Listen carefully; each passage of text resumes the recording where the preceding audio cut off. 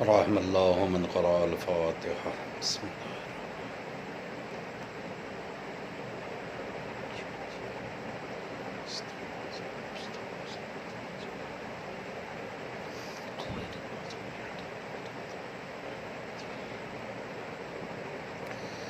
لا حول ولا قوة إلا بالله العلي العظيم.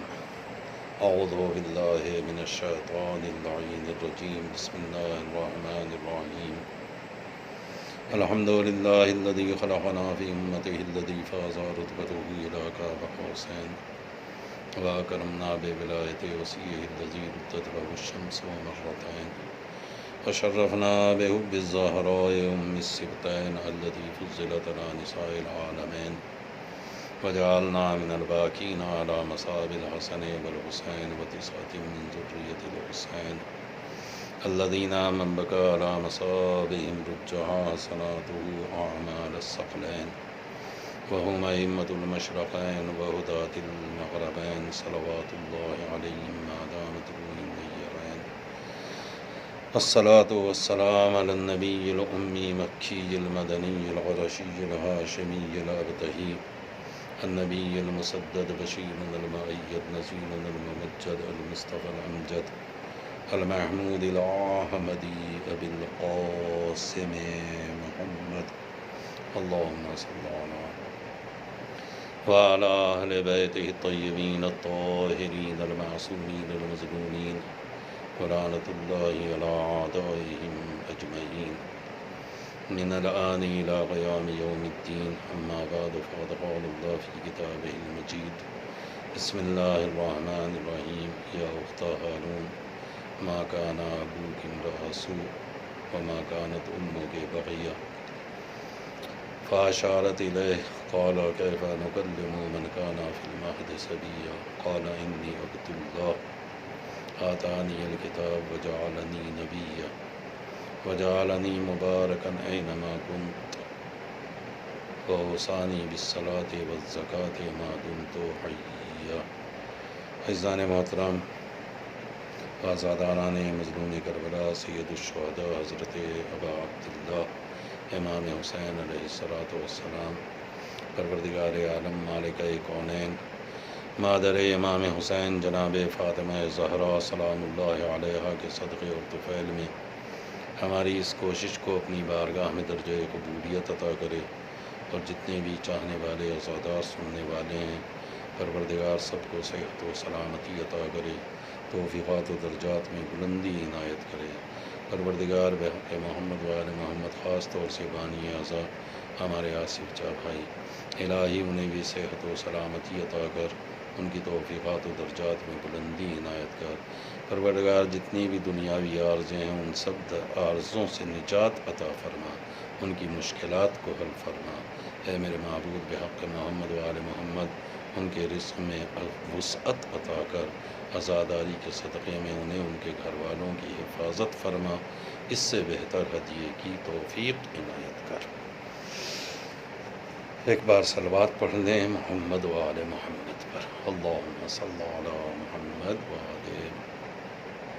عزیزان محترم، ایک سلسلہ گفتگو ہے جو آپ کی خدمت میں عرض کرتا چلا آ رہا ہوں کہ پروردگار عالم نے جس وقت بغیر باپ کے جناب عیسیٰ کو وجود عطا فرمایا تو جناب عیسیٰ بھی گہوارے کے اندر تھے کہ ساری قوم جناب مریم کے پاس آ کے جمع ہوئی، اور سب نے جناب مریم سے شکایت کی کہ اے مریم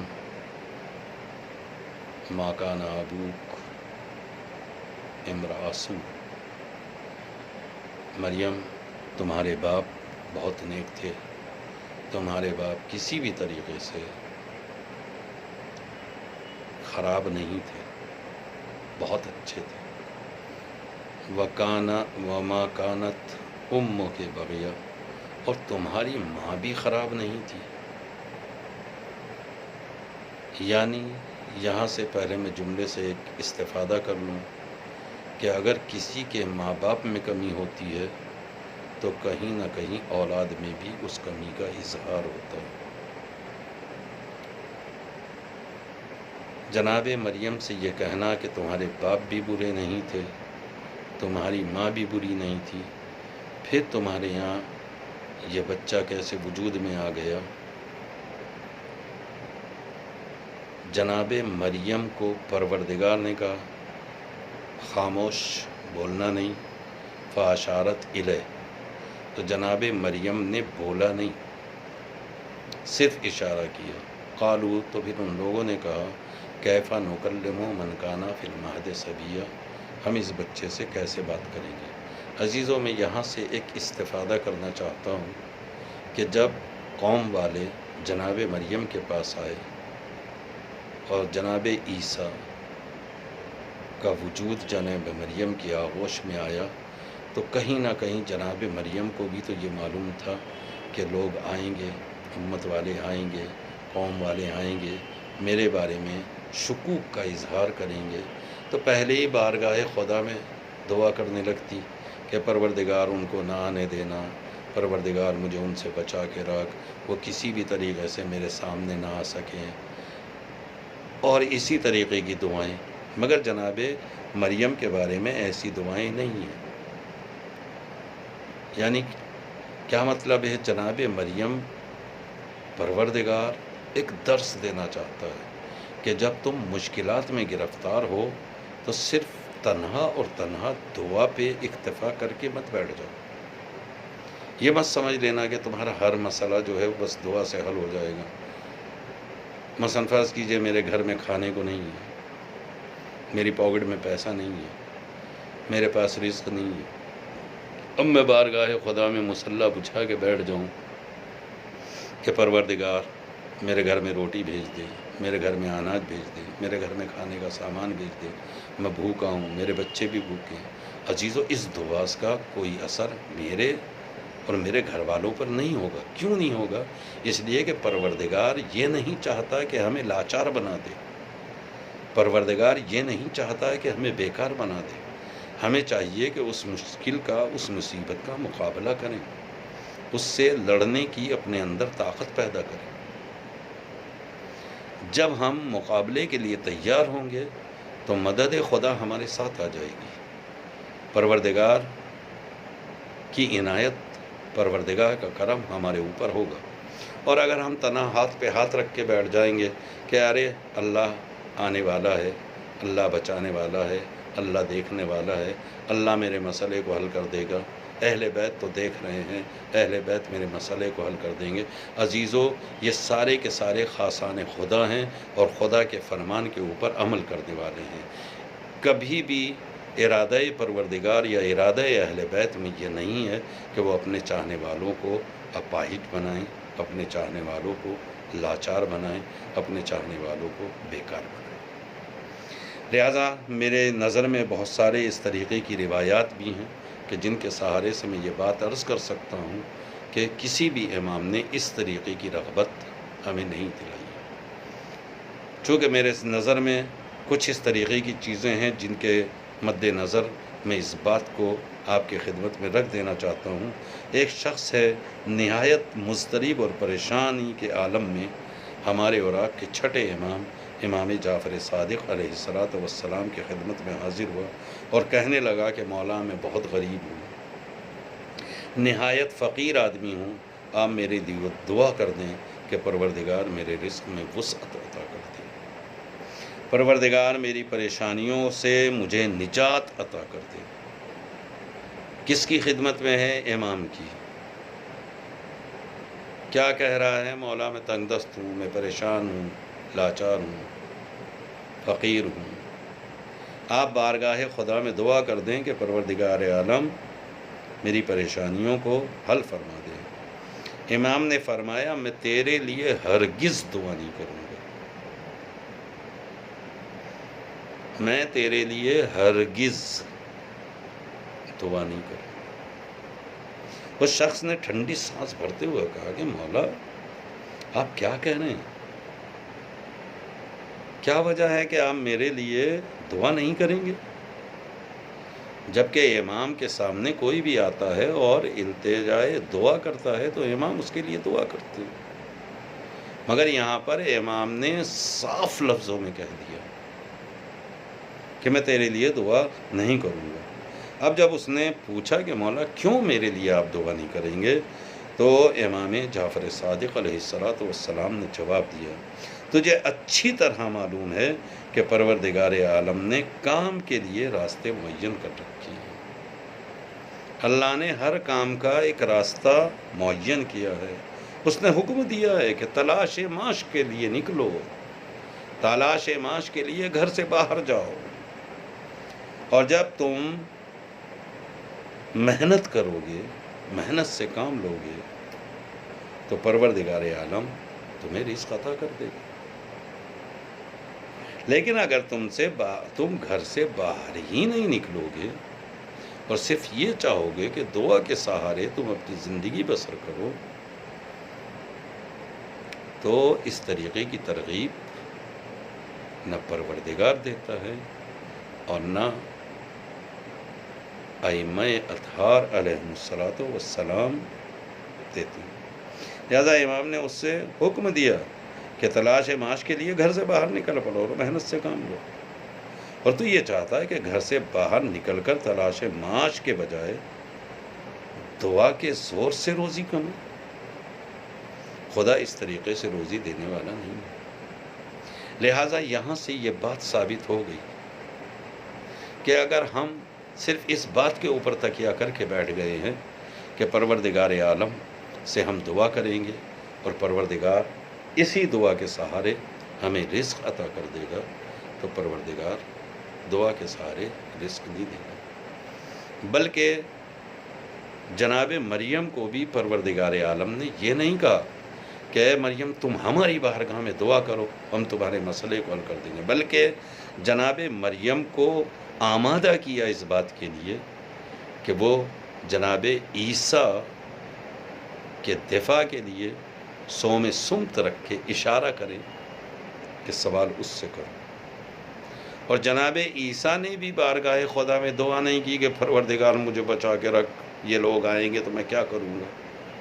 جناب عیسیٰ کو بھی پروردگار نے قوت گویائی عطا کر کے ثبوت دیا کہ جب تم مشکلوں میں گرفتار ہو تو اپنی زبان سے، اپنے بدن سے، اپنے اعضاء و جوارح سے، اپنی عقل سے، اپنی توانائی سے، اپنی طاقت سے اس چیز کا دفاع کرو۔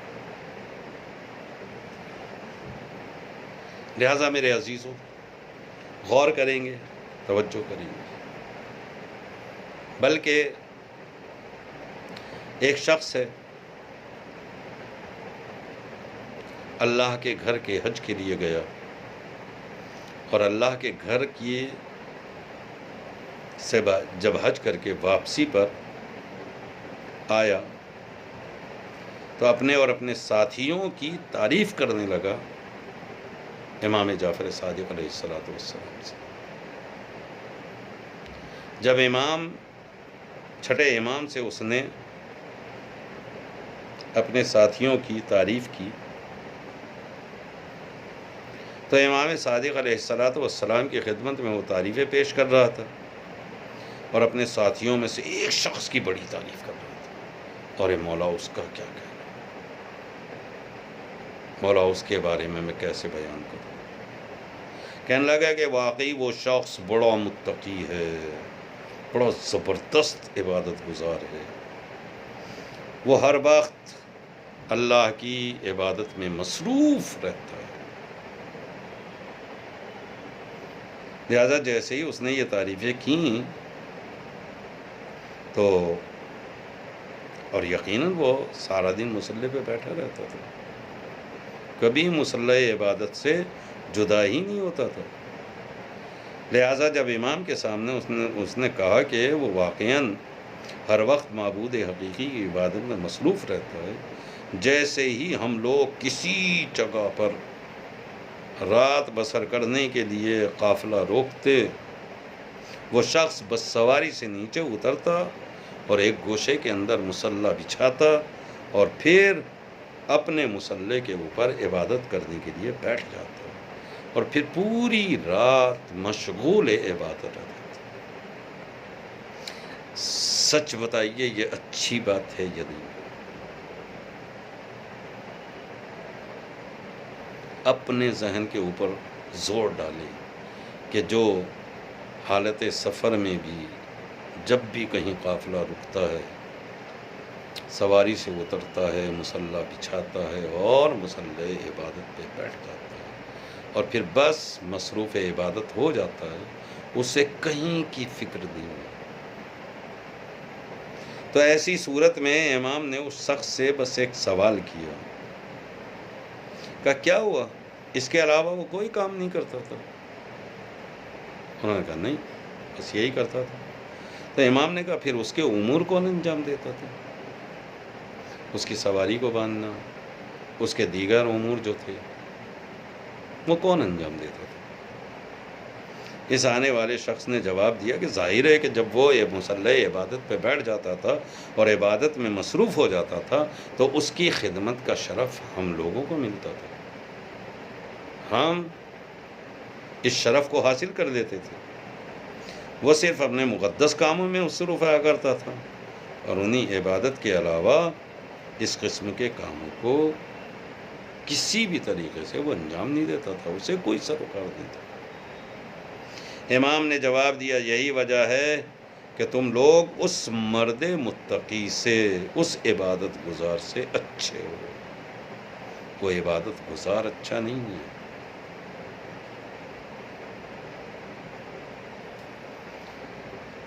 میرے خیال میں آپ حضرات کے ذہنوں میں میری بات بیٹھ گئی ہوگی کہ میں کون سی چیز ہے جس کی طرف آپ کو متوجہ کرنے کے لیے ان ساری روایتوں کا سہارا لے رہا ہوں، کیوں پیش کر رہا ہوں میں آپ کے سامنے یہ ساری چیزیں۔ یعنی پروردگار نے، ہمارے اماموں نے کہیں بھی یہ نہیں کہا ہے کہ آپ روحانیت اختیار کر کے بیٹھ جائیں، آپ خالی دعا کو اپنی روزی کا سہارا بنا کے بیٹھ جائیں کہ ہم دعا کریں گے اور پروردگار جو ہے ہمیں روزی عطا کر دے گا۔ آخری بات آپ کی خدمت میں پیش کرتا ہوں، چونکہ سلسلہ عبادت ہے، آپ بھی مصروف اعضاء ہیں اور عزاداری بہترین عبادت ہے، اس میں کوئی شک نہیں، لیکن کچھ لوگ یہ سوچتے ہوں کہ کیا امام حسین نے اس طریقے کی ترغیب دی ہے؟ قطعاً امام حسین نے بھی اس طریقے کی کوئی ترغیب نہیں دی۔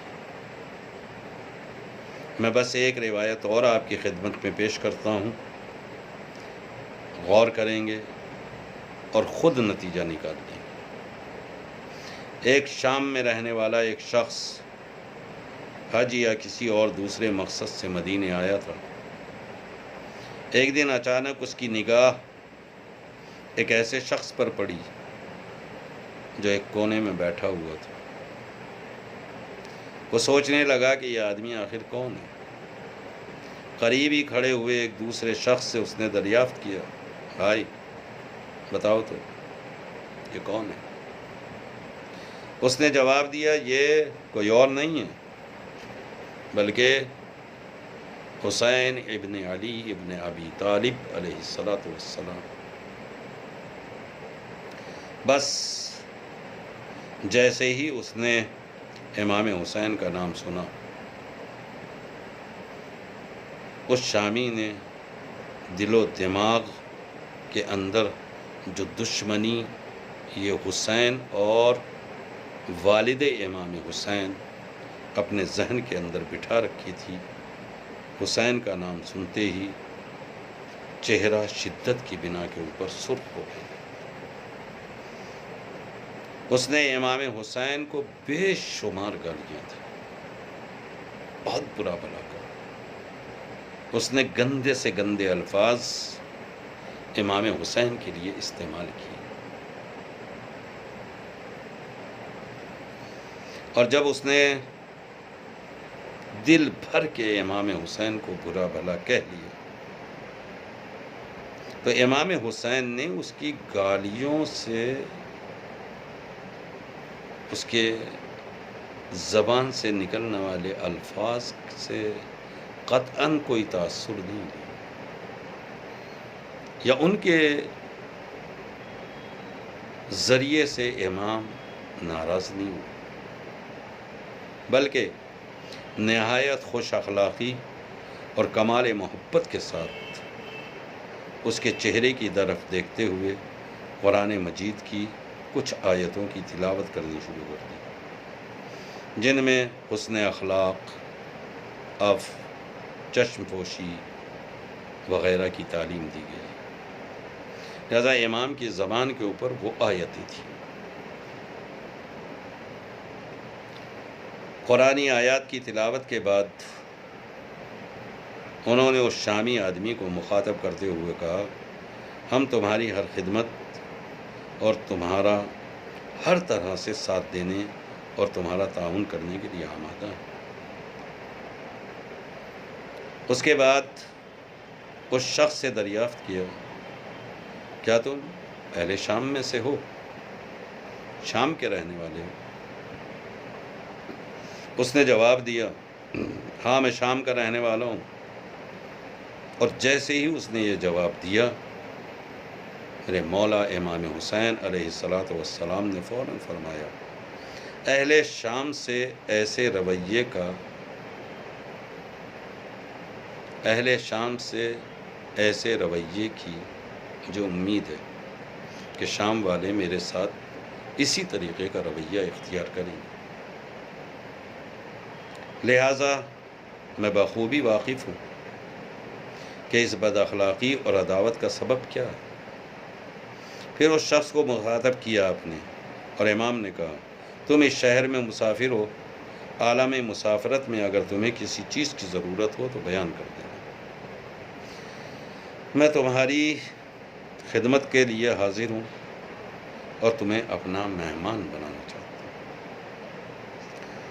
لہٰذا میں تمہیں خلعت بھی دوں گا، تمہیں نقد بھی دوں گا۔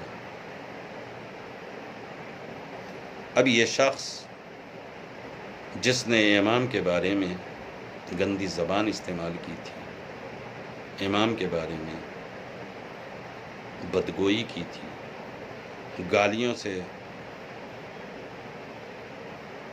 شدید رد عمل کا اظہار کیا تھا، منتظر تھا اس بات کا کہ امام کو غصہ آئے گا، امام کسی رد عمل کا اظہار کریں گے، اس کی گستاخی، اس کی جسارت کو اس طریقے سے نظر انداز کر دیں گے۔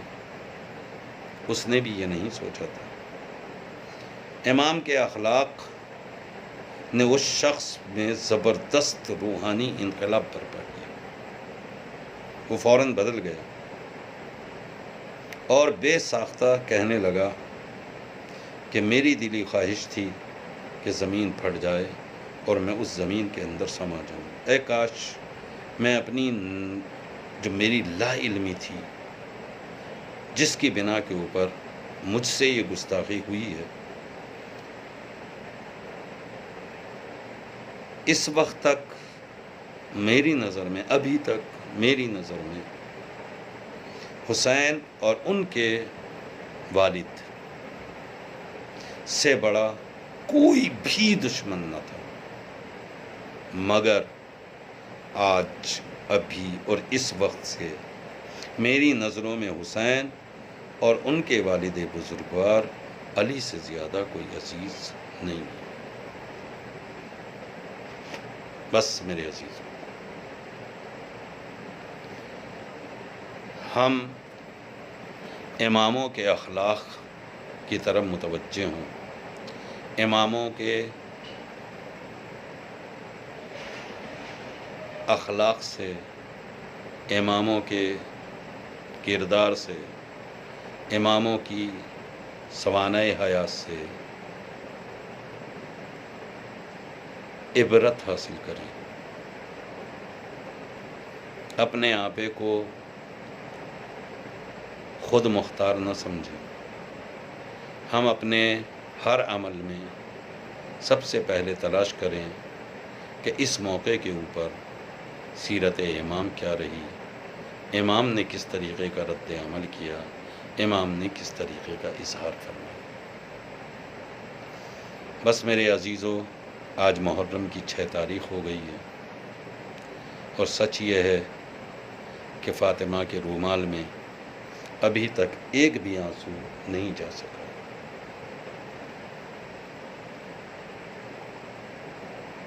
ہم نے ابھی تک کسی ایک کا بھی پرسہ نہیں دیا۔ شاید زینب کو انتظار ہو میرے اون و محمد کا پرسہ دیں گے، فروا کو انتظار ہو میرے قاسم کا پرسہ دیا جائے گا، لیلا کو انتظار ہو میرے اکبر کا پرسہ دیا جائے گا، مگر ہم کسی ایک کا بھی صحیح سے پرسہ نہ دے سکے۔ آج محرم کی 6 تاریخ ہو گئی، میری سمجھ میں نہیں آ رہا کہ لیلا کی خدمت میں علی اکبر کا پرسہ دوں یا زینب کی خدمت میں اون و محمد کا پرسہ دوں۔ بس 2 لفظوں میں تذکرہ کرنا چاہتا ہوں کہ یہ زینب کے 2 ننھے لال اون و محمد بار بار امام حسین کی خدمت میں آتے ہیں اور بار بار خیمے میں واپس پلٹ جاتے ہیں۔ ایک مرتبہ زینب نے اون و محمد کو دیکھا اور آواز دی، کیا ہوا اون و محمد، تم ابھی تک زندہ نظر آ رہے ہو، کب جاؤ گے؟ جب میرے بھائی کا علی اکبر شہید کر دیا جائے گا، اون و محمد کب جاؤ گے؟ اتنا یاد رکھنا کہ اگر میرا بھائی کا علی اکبر شہید ہو گیا اور تم اس وقت تک زندہ رہے تو یہ ماں تمہیں معاف نہیں کرے گی۔ بس اون و محمد نے دست ادب جوڑ کے ایک جملہ کہا، اماں ہم تو کئی بار خدمت میں گئے ہیں مگر ماموں جان ہمیں اجازت ہی نہیں دے رہے ہیں، آپ ہمیں اجازت دلوا دیجئے تب ہم بتائیں کہ میدان کربلا میں جنگ کے جوہر کیا ہوتے ہیں۔ بس عزیزو، ایک مرتبہ جناب زینب کس طریقے سے بھائی کی خدمت میں جائیں، آواز دی، میرے غیور عباس۔ بس جناب عباس کو قریب بلایا اور بلانے کے بعد کہتی ہیں، ایک کام کرو، میرے بھائی سے ان دونوں کو اجازت دلوا دو۔ جناب عباس نے سر جھکا لیا، اے شاہزادی تم مجھ سے کیا کام لینا چاہتی ہو؟ عزیزو، جناب عباس اون و محمد کو لیے ہوئے خدمت امام حسین میں آئے۔ جناب امام حسین نے ایک مرتبہ عباس پر نگاہیں ڈالی اور نگاہیں ڈال کے کہا، سمجھ گیا ہوں کہ تم ان کی سفارش لے کر آئے ہو، انہیں اجازت دلوانے کے لیے آئے ہو۔ جناب امام حسین نے دونوں بھانجوں کو اپنے گلے سے لگا لیا۔ میں نہیں جانتا کس طریقے سے اجازت دی، مگر جب دونوں کو اجازت مل گئی تو ایک مرتبہ واپس خیمے میں آئے۔ آنے کے بعد اپنے آپے کو جنگ کے لیے آمادہ کیا۔ جناب زینب ایک مرتبہ بچوں کے قریب آئیں اور آنے کے بعد جھک کے ایک جملہ کہا، اے اون و محمد ایک بات کا خیال رکھنا کہ دیکھو دریا کے کنارے اگر پہنچ جاؤ تو میری قسم ہے تمہیں پانی نہ پینا۔ بس ایک مرتبہ جب تمہیں دریا نظر آئے تو ایک بار حسین کی بچی سکینہ کو یاد کر لینا۔ عزیزو، اون و محمد ایک مرتبہ اپنے گھوڑوں پر سوار ہوئے۔ سوار ہونے کے بعد امام حسین کو سلام آخر کیا، میدان کارزار میں آئے۔ عزیزو، دونوں بچوں نے وہ شاہانہ جہاد کیا، وہ شاہانہ جہاد کیا، وہ دلہرانہ جہاد کیا۔ جدھر بڑھتے تھے فوجوں کو چیرتے ہوئے چلے جاتے تھے۔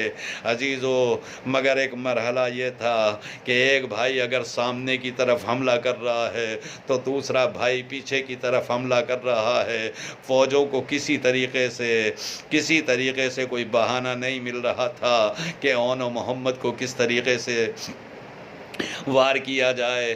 بس عزیزو، دونوں ایک مرتبہ لڑتے لڑتے دریا کے کنارے آئے، اور جیسے ہی دریا کے کنارے آئے ایک مرتبہ اون نے محمد کو دیکھا، محمد نے اون کو دیکھا اور آواز دی، بھیا اماں نے منع کیا ہے کہ دریا کے کنارے اگر ٹھنڈی ٹھنڈی ہوا آئے تو ایک بار سکینہ کو یاد کر لینا۔ عزیزو، بس ایک مرتبہ اون و محمد نے پھر دوبارہ سے فوجوں کی طرف رخ کیا اور حملے کرنے شروع کیے۔ دونوں بھائیوں نے ایک دوسرے سے کہا بھائی جب حملہ کرتے رہنا تو ایک مرتبہ گھوڑے سے ہماری طرف بھی نگاہ کرتے رہنا، لہذا محمد اون کو بار بار گھوڑے سے اٹھ کے دیکھتا تھا اور حملہ کرتا جاتا تھا۔ مگر عزیزو کب تک حملہ کرتے رہتے، کب تک جنگ کرتے رہتے؟ ایک وقت آیا کہ دونوں بچے زین سے زمین کی طرف زخموں سے چور ہو کر چلے۔ آواز دی یا آقا، اے مامو جان مدد کے لیے آئیے۔ حسین نے عباس کو پکارا۔